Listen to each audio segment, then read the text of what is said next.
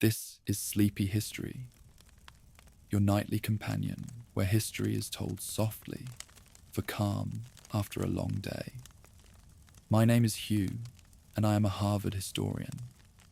When I am not teaching classes, I am working each evening to bring you a new chapter.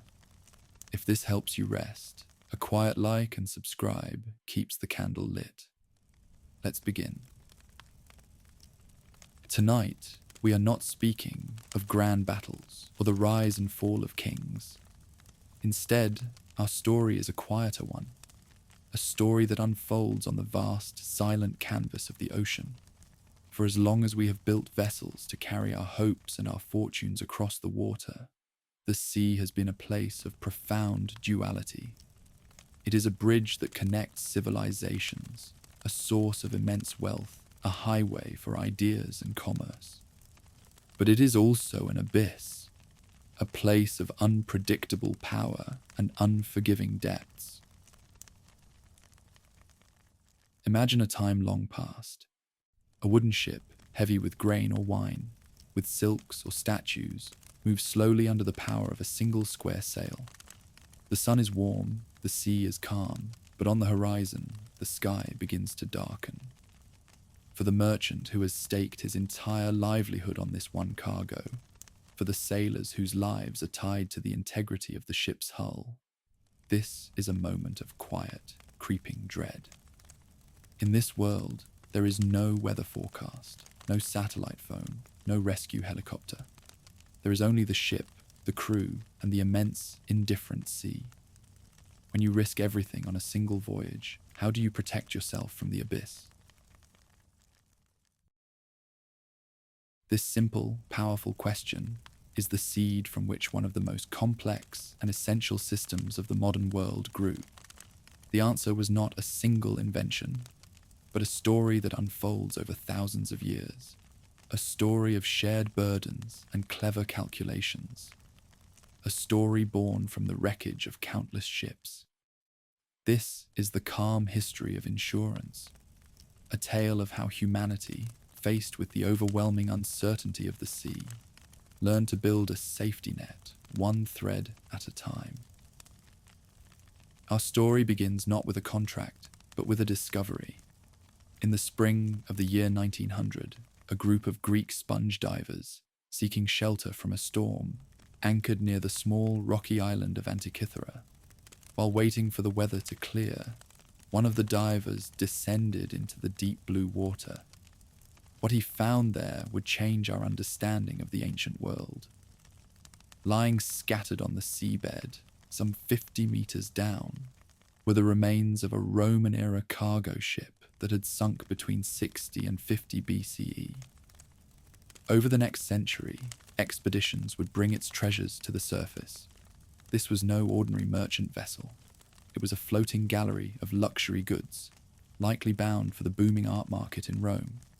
Divers recovered life-size bronze and marble statues, exquisite glassware from the workshops of Syria and Palestine, intricate gold jewelry, and hundreds of large ceramic jars called amphorae, once filled with valuable commodities. The ship itself was a testament to the era's craftsmanship, a large freighter of about 300 tons. Its hull built shell first, from planks of sturdy elm and oak. But the most astonishing find was a lump of corroded bronze, which, upon careful cleaning and study, was revealed to be a breathtakingly complex astronomical calculator.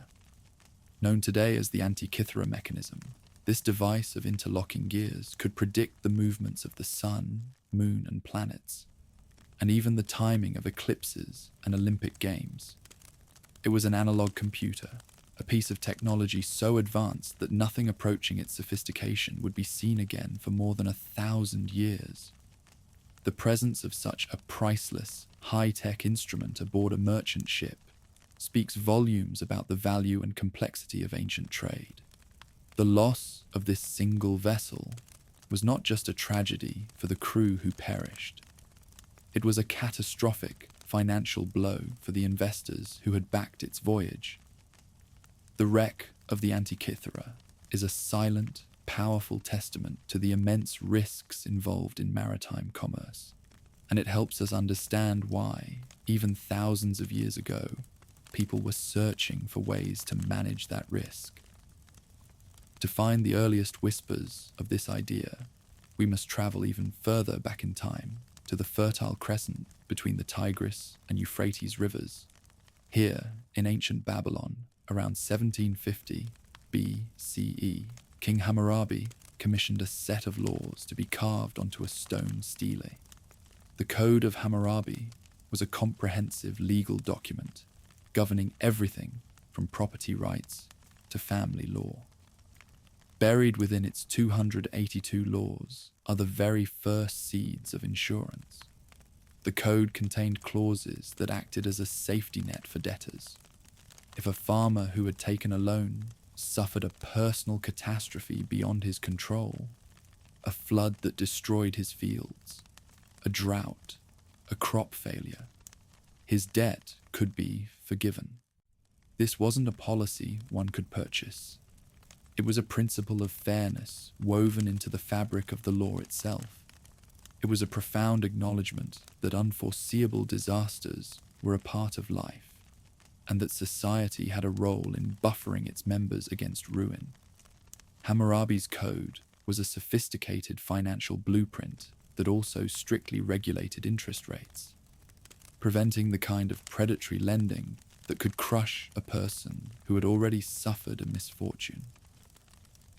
As trade expanded from local villages to voyages across the Mediterranean, these principles evolved into more direct financial instruments. The Greeks, and later the Romans, developed a clever hybrid of a loan and an insurance policy known as a bottomry loan. The concept was simple but ingenious. A merchant would secure a loan to finance a risky sea voyage, using the bottom or hull of the ship itself as collateral. The interest rates on these loans were exceptionally high. In Greece, they could be 20 to 30%, and while Roman law normally capped interest at 12%, it made a specific exception for maritime loans, acknowledging that the high rate was the price for the peril. Here was the crucial feature that made it a form of insurance. If the ship and its cargo arrived safely at their destination, the merchant repaid the loan with the high interest. But if the ship was lost at sea, to a storm, pirates, or some other disaster, the debt was cancelled entirely. The lender absorbed the loss of their principal, effectively acting as the insurer. This system was not a niche financial product. It was the engine that powered the Roman Empire. Feeding a city of up to 1 million people required thousands of grain shipments every year, each one a complex financial venture often funded by multiple lenders who would each take a share of the bottomry loan, spreading the risk of any single shipwreck among them. The practice was so common that standard boilerplate contracts were developed for these arrangements. This system represents a major intellectual leap.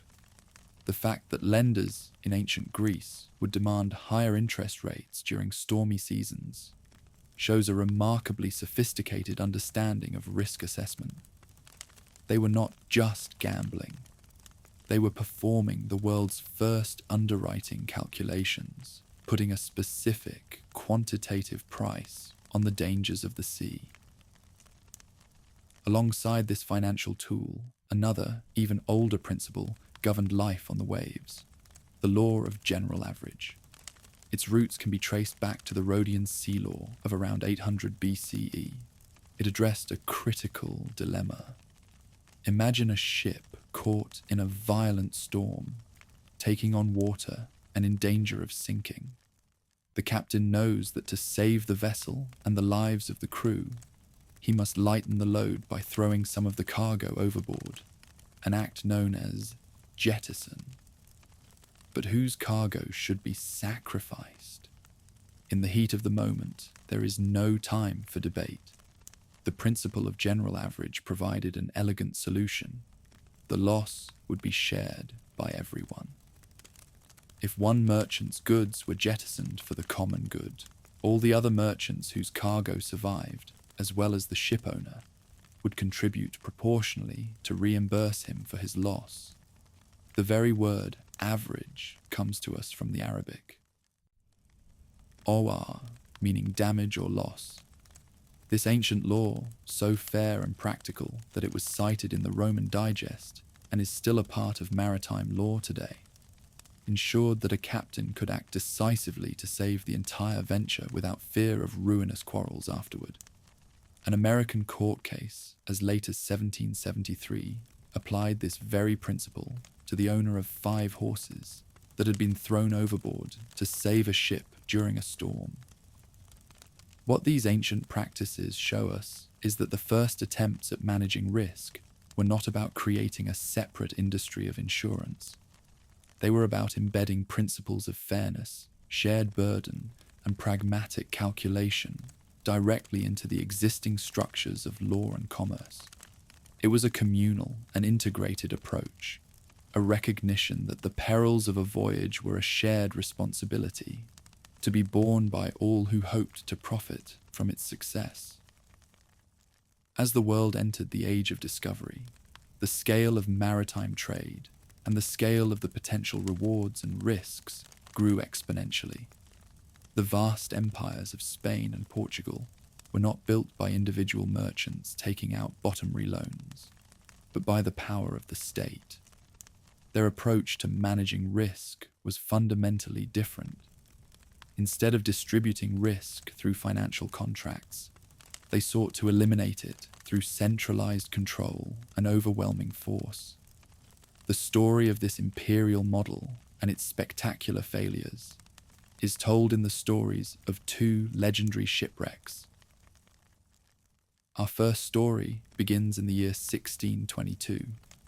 Spain was the wealthiest and most powerful nation in Europe, its empire funded by a river of silver and gold flowing from the mines of the New World. But the crown was also deeply in debt, financing its costly involvement in the 30 Years' War. The Spanish government was desperately awaiting the arrival of that year's treasure fleet, which was carrying the funds needed to pay its bankers and keep its armies in the field. The pride of this fleet was the Nuestra Señora de Atocha, a heavily armed galleon. Its cargo was staggering. The treasure from the Americas was so immense that it took a full 2 months just to record and load it onto the ship in Panama. On board were nearly 50 tons of silver bars and coins from Peru and Mexico, gold and rough-cut emeralds from Colombia, pearls from Venezuela, and copper and tobacco. But a series of delays meant the fleet of 28 ships did not leave Havana until September 4th, 6 weeks behind schedule, pushing them dangerously into the heart of hurricane season. It was a fatal error in risk management. Just 2 days into the voyage, the hurricane struck. On September 6th, 1622, the Atocha was driven onto a reef off the Florida Keys and sank in 56 feet of water.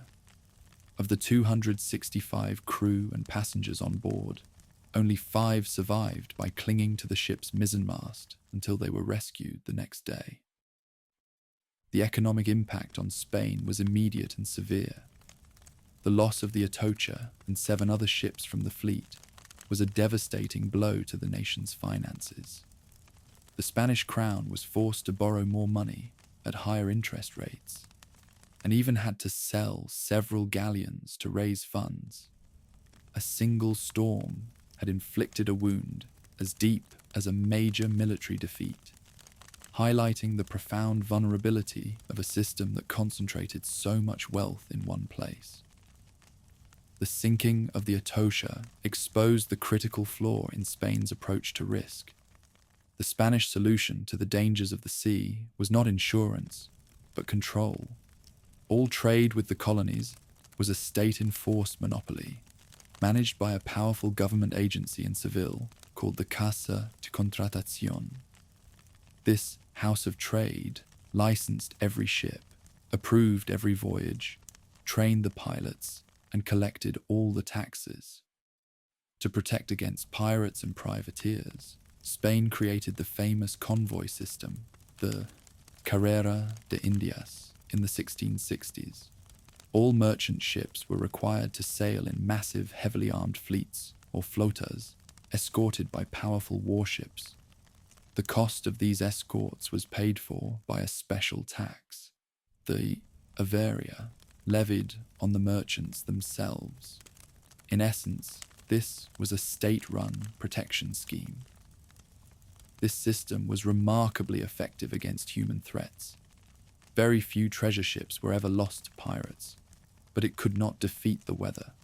By forcing dozens of ships to travel together, the convoy system actually concentrated the risk from natural disasters. A single hurricane, like the ones that devastated the fleets in 1622, 1715 and 1733, could wipe out a significant portion of the empire's annual income in a single day. Furthermore, this rigid system stifled the kind of financial innovation that was happening elsewhere. With the state mandating and providing a form of physical protection, there was little incentive or opportunity for a private marine insurance market to develop in Spain. The empire's entire financial well-being remained perilously tied to the fate of its ships. The Portuguese Empire employed a similar state-centric model. The annual India Armadas, which carried the lucrative spice trade, were funded and organized directly by the Crown through its own version of the House of Trade, the Casa de India. A cautionary tale from the early days of their empire offers a striking parallel to the Atocha. The Flor de la Mar, or Flower of the Sea, was one of the largest Portuguese carracks of its day, built in 1502. It had a long and troubled service history, and by 1511 it was known to be unwieldy and prone to leaks. Despite this, the great commander, Afonso de Albuquerque, chose the aging vessel to transport the immense treasure plundered during the conquest of Malacca. The loot, which included 60 tons of gold and chests of precious gems, was intended as a spectacular gift for the King of Portugal. In November 1511, on its return voyage, the overloaded and unstable Flor de la Mar was caught in a violent storm in the Strait of Malacca and broke in two, taking the entire fortune with it to the bottom of the sea. Once again, the decision to concentrate so much value in a single, vulnerable vessel resulted in a catastrophic loss for a royal treasury. These imperial models of risk management stand in stark contrast to the distributed financial models of the ancient world, where the Greeks and Romans spread risk among many private lenders. The Spanish and Portuguese empires concentrated it upon the state. Their solution was physical: thicker hulls, more cannons, larger convoys. But this approach proved brittle. It was a wager against the sea, and when the sea won, the consequences were devastating. The future of risk management would not belong to the empires that tried to eliminate risk by force, but to the merchants in a bustling northern city who were perfecting a way to manage it with a cup of coffee and a quill pen. As the great empires of Spain and Portugal relied on state power to protect their fleets, a different system was quietly taking shape in the smoky, crowded coffeehouses of 17th century London. This new model was decentralized, entrepreneurial, and based not on military might, but on information and shared financial risk. Its rise was driven by the needs of private merchants who navigated a world of immense opportunity and equally immense danger. A perfect illustration of their plight is the story of a ship known as the El Dorado of the seas. The Merchant Royal was a 700-ton English galleon that, in 1641, was returning to London after 2 profitable years trading with Spanish colonies in the West Indies. The long voyage had taken its toll, and the ship was leaking badly, forcing its captain, John Limbry, to put into the port of Cadiz in Spain for repairs. While there, a Spanish ship in the harbour caught fire. That ship had been scheduled to transport a massive payroll for 30,000 Spanish soldiers stationed in Flanders. Seeing a chance for a little extra profit, Captain Limbry offered to carry the treasure to Antwerp on his way home. This fateful decision added a spectacular fortune to his already valuable cargo. The Merchant Royal set sail, now laden with 100,000 pounds of gold, 400 bars of Mexican silver, and nearly 500,000 coins. But the repairs in Cadiz had been shoddy. As the ship sailed into rough weather off Land's End, the southernmost tip of Cornwall, the old leaks reopened and the ship's pumps failed. On September 23rd, 1641, the Merchant Royal sank.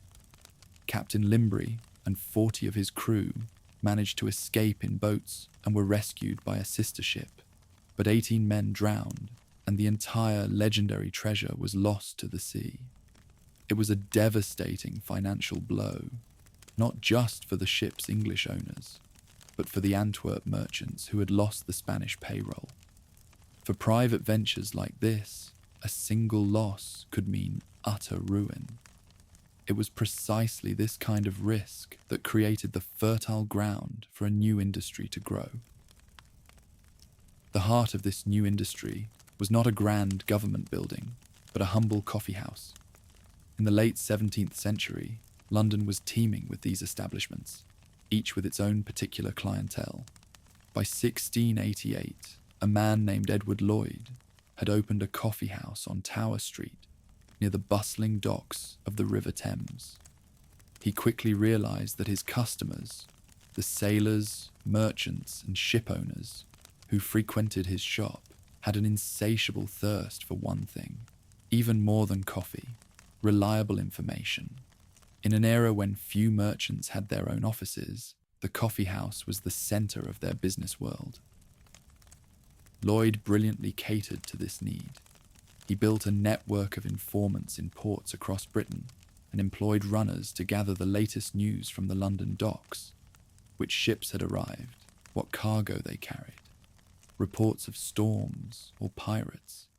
He even installed a pulpit in his establishment from which news and the details of ship auctions were read aloud to the assembled crowd. Edward Lloyd's coffeehouse became the undisputed center for maritime intelligence. It was in this unique ecosystem of commerce, social networking, and information that the practice of modern insurance was born. A merchant wishing to insure a voyage would have a broker draw up a document known as a slip, detailing the ship, its captain, its cargo, and its destination. The broker would then carry this slip from table to table, or box, as they were called, within the coffeehouse. Wealthy individuals, often other merchants, who were willing to accept a portion of the risk in exchange for a fee, or premium, would signify their agreement by writing their name under the details of the risk they were accepting. From this simple act, we get the term underwriter. A single voyage would be insured not by one person, but by many, each taking a small percentage. This crucial innovation distributed the risk of a catastrophic loss, like that of the Merchant Royal, across a wide pool of capital. No single underwriter would be ruined by one shipwreck. This multi-party, distributed marketplace was far more resilient and scalable than the old two-party bottomry loans of the ancient world. A major driver of this burgeoning industry was the constant threat of piracy. The golden age of piracy in the late 17th and early 18th centuries was not just the stuff of adventure stories. It was a serious and quantifiable business risk. The exploits of pirates like Samuel Black Sam Bellamy, who captured the slave ship, Whydah Galley in 1717, directly impacted the London market. Insurance premiums would rise and fall in direct response to news of pirate activity in certain sea lanes, demonstrating a dynamic and sophisticated market that was constantly assessing and pricing risk. Over time, this informal arrangement became more structured. The underwriters began to see themselves as a distinct community.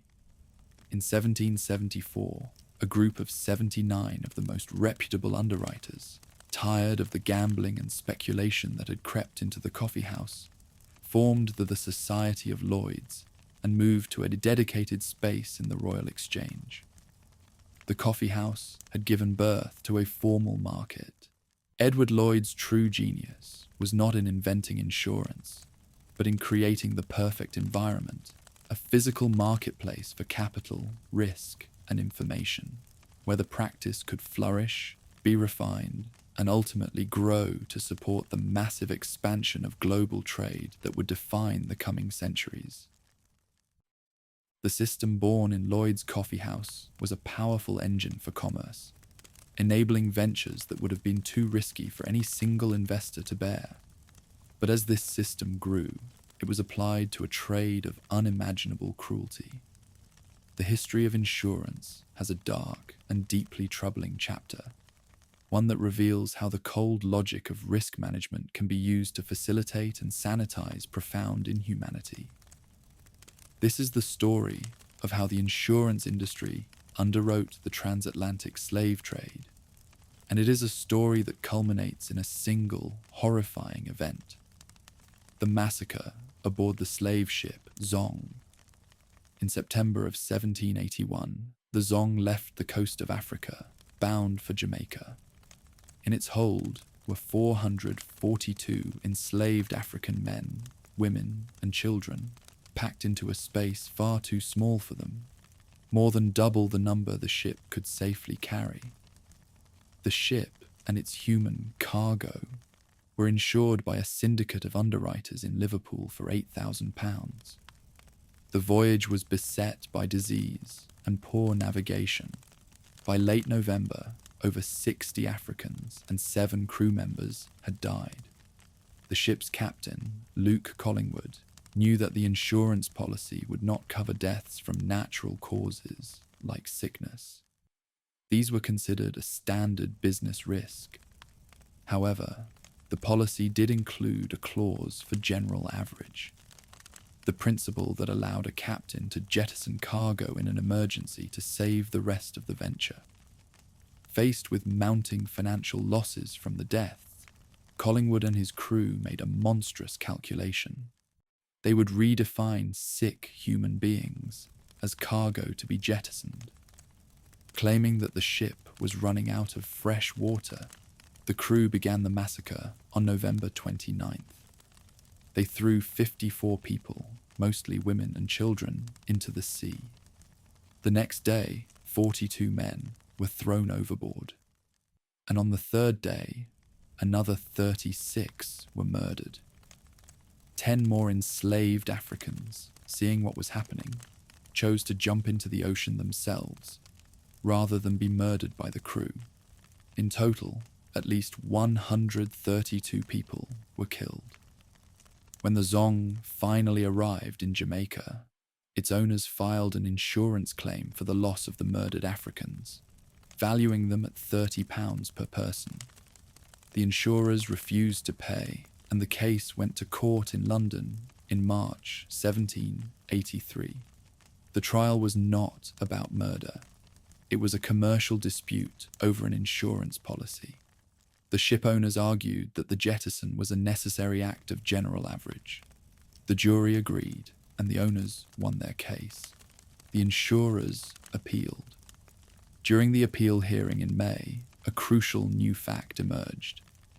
It had rained heavily on the ship after the first day of the killings, allowing the crew to collect fresh water. This completely destroyed the argument that the subsequent murders were a necessity. The presiding judge, Lord Mansfield, ordered a new trial. But in his ruling, he made a statement that laid bare the legal and moral calculus of the time. He said that the jury in the first trial had no doubt, though it shocks one very much, that the case of slaves was the same as if horses had been thrown overboard. In the eyes of the law and the insurance industry, these were not human beings. They were property, chattels, cargo. Although the owners ultimately lost their insurance claim, not a single member of the Guru, Zong's crew, was ever prosecuted for murder. The horror of the Zong was not an isolated anomaly. It was the logical, if extreme, outcome of a system that routinely commodified human life. The insurance of enslaved people was a standard and highly profitable part of the business for underwriters in London and Amsterdam throughout the 18th century. Insurance was the financial scaffolding that made the slave trade possible for many investors. It mitigated the high risks of the Middle Passage, death from disease, starvation, and rebellion, and transformed a brutal human tragedy into a manageable financial venture. The archaeological discovery of the wreck of the Portuguese slave ship São José, which sank off the coast of South Africa in 1794 with over 400 enslaved Mozambicans on board, serves as a tangible reminder of the human cost of this insured trade.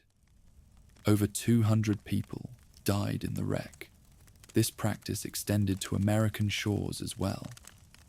In the mid-19th century, insurance companies like New York Life, then known as the Nautilus Insurance Company, sold policies to slaveholders to insure the lives of their enslaved people, particularly those with valuable skills like blacksmiths or carpenters. The Zong massacre is perhaps history's most chilling example of what economists call moral hazard. A situation where having insurance creates an incentive for reckless or destructive behavior. The existence of the insurance policy did not just offer compensation for a potential loss. It created the financial motive for mass murder. It was more profitable for the owners to kill the sick captives and file a claim than to let them die of disease. When the details of the court case were publicized by abolitionists, like the formerly enslaved writer Olaudah Equiano and the activist Granville Sharp, the public was horrified. The case stripped away the financial jargon of cargo and general average to reveal the brutal reality underneath. It became a powerful catalyst in the movement to abolish the slave trade, a stark reminder that when human life is reduced to a figure on an insurance slip, the potential for atrocity is limitless. As the 19th century dawned, the principles of insurance, refined in the coffeehouses of London, took firm root in the young and ambitious United States. After the American Revolution, merchants in cities like Philadelphia, who had once relied on London underwriters, began to form their own insurance companies. The first stock insurance company in the US, the Insurance Company of North America, INA, was founded in 1792. These new corporations did more than just insure ships. They became vital financial institutions, investing in government bonds and helping to fund the economic development of the new nation. By the middle of the century, the American insurance market was a powerful force, deeply woven into the fabric of the national economy. A maritime disaster no longer just meant ruin for a few merchants. It could now threaten the financial stability of the entire country. This new reality was starkly demonstrated by the fate of the SS Central America. She was a modern marvel of her time, a 280-foot, steam-powered side-wheel vessel that ferried passengers and cargo between Panama and New York. In the 1850s, she became known as the Ship of Gold, the primary transport for the immense wealth flowing from the California gold rush. In September 1857, the Central America left Panama on a routine voyage to New York. On board were hundreds of passengers, many of them prospectors returning home with their fortunes. And in the hold was a spectacular cargo, at least 10 tons of California gold, in the form of freshly minted coins, massive commercial ingots, and raw dust. This shipment was more than just private wealth. It was a lifeline for the American economy. The nation's banks, particularly in New York, were overextended after a period of speculative growth. They were desperately awaiting this infusion of specie, of hard currency, to shore up their reserves and maintain public confidence in the paper money they had issued. But the ship never arrived. On September 12th, the Central America was caught in a powerful hurricane off the coast of the Carolinas. After a heroic but futile battle against the storm, the ship sank, taking 425 of its passengers and crew, and all of the gold down into the depths. The news of the sinking spread with shocking speed via the new technology of the telegraph. The human tragedy was immense, but it was the loss of the gold that sent a shockwave through the financial system. It was the catalyst that ignited the panic of 1857. With the gold that was meant to back their currency now lying on the ocean floor, public confidence in the banks evaporated. Depositors rushed to withdraw their savings, causing a run on the banks. Hundreds of financial institutions collapsed. Businesses failed, railroads went bankrupt, and hundreds of thousands of people lost their jobs as the country plunged into a deep and painful recession. The sinking of a single ship had triggered a systemic economic crisis, demonstrating just how interconnected the worlds of shipping, insurance, and national finance had become. The role of insurance in the life of the nation was not always so destructive. In fact, it was often a force for healing and rebuilding. A second shipwreck, just a few years later, illustrates this perfectly. In October 1865, only 6 months after the end of the American Civil War, the steamship SS Republic set sail from New York, bound for New Orleans.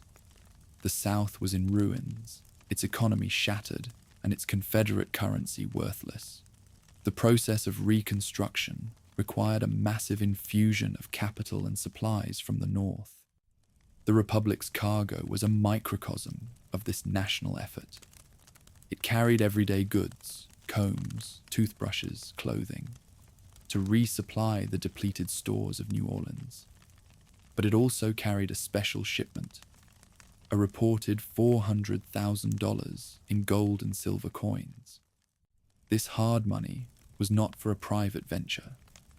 It was intended to reinvigorate the entire regional economy, to provide a stable currency with which to pay for goods, finance new businesses, and literally reconstruct a society.